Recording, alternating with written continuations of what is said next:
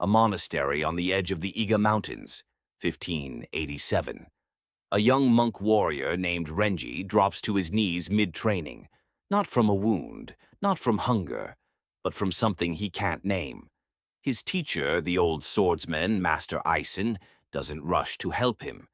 He simply watches. "You are not weak," Aizen says. "You are heavy." Renji trains 6 hours a day. He eats less than the others, sleeps less, pushes harder. And still he is the most exhausted person in the temple.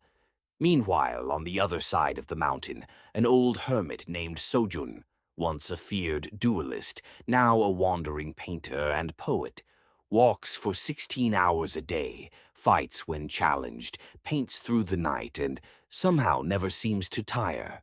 People call him cursed. Aizen calls him free.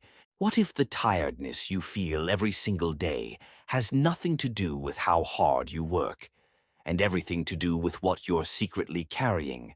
This is the story of how one exhausted young warrior discovered the method that made Sojun seem unstoppable, and how it can change the way your own energy works, starting today.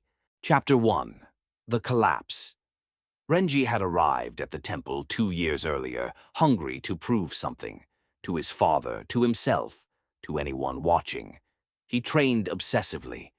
And yet, the more he trained, the emptier he became. His friend Tomo found him slumped against a pillar after practice. "You fought well today," Tomo said. "Did I? I can't remember any of it. I was too busy thinking about whether I looked weak." That night, Aizen found him there still. "Tell me why you train." Renji opened his mouth to answer, and stopped.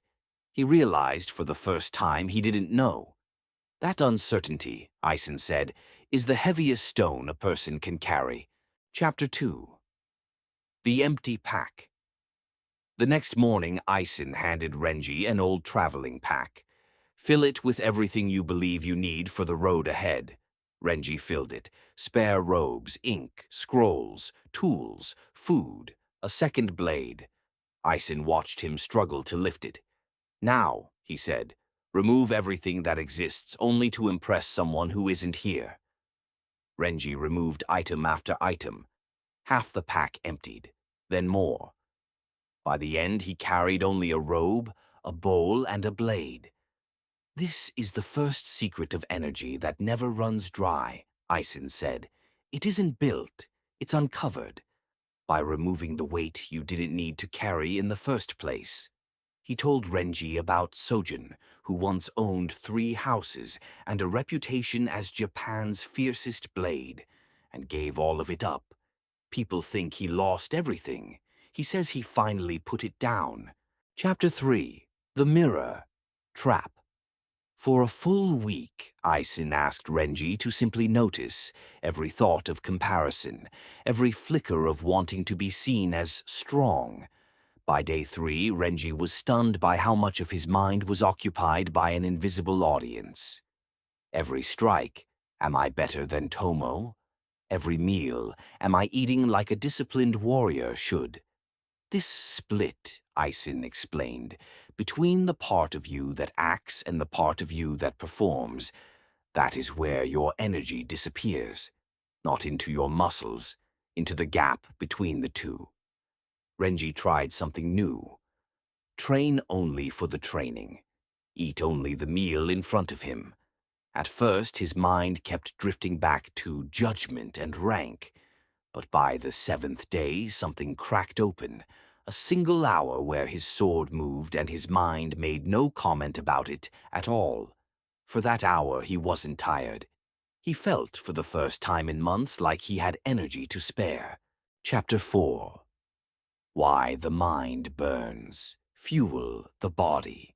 Never touches. Aizen gathered the younger monks for a teaching. Your body has a limited store of strength, but your spirit works differently. It refills when your actions match your purpose, and it drains when they don't, no matter how little you've physically done. He explained it plainly.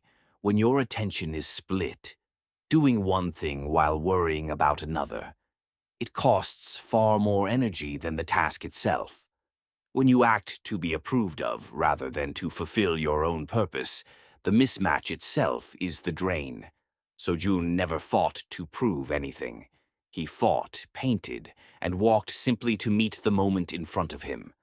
That alignment is what made him seem tireless, not raw stamina, but the absence of internal conflict. There is a state, Aizen said, where the doer and the performer become one person again. In that state, time stretches, effort disappears, and energy feels endless. You've already touched it for 1 hour with your sword. Chapter 5.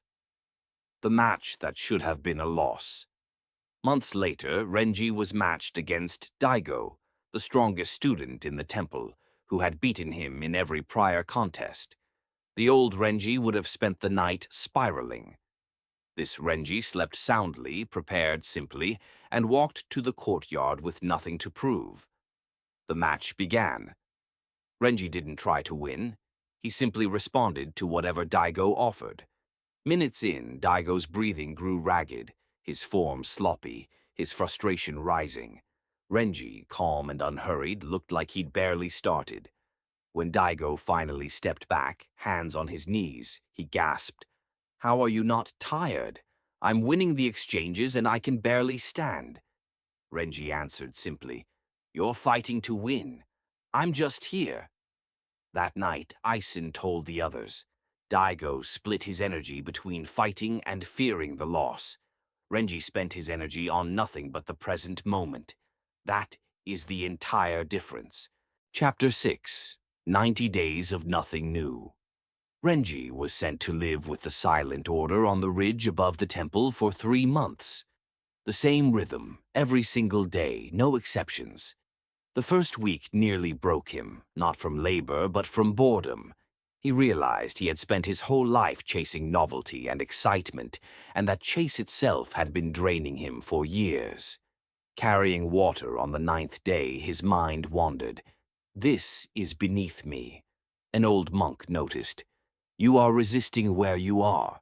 That resistance is the leak, not the water, not the walking." Renji practiced staying exactly where his feet were. Slowly, the resistance dissolved, and so did the fatigue that had ridden alongside it. By the final week, Renji woke before the bell rang, not because he'd slept more, but because nothing inside him was being dragged in 2 directions anymore. Chapter 7. The Night. The hermit came down the mountain. On Renji's last night at the temple, Sojun himself appeared at the gate. Older, quieter, carrying nothing but a walking stick. The younger monks expected wisdom wrapped in mystery. Instead, Sojun simply said, "I heard a boy here finally put his pack down." Renji bowed.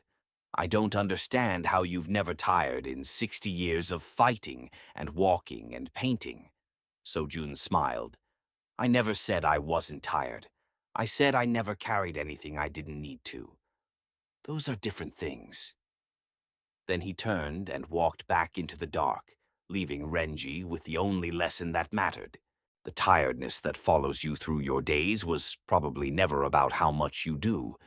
It's about how much of what you do is actually yours, and how much is just stones, picked up one quiet comparison, one quiet performance at a time. Renji didn't find more energy. He found out how much of his own energy he'd been handing away. Maybe the question worth asking tonight isn't how to rest more. It's what you're still carrying that was never yours to carry at all.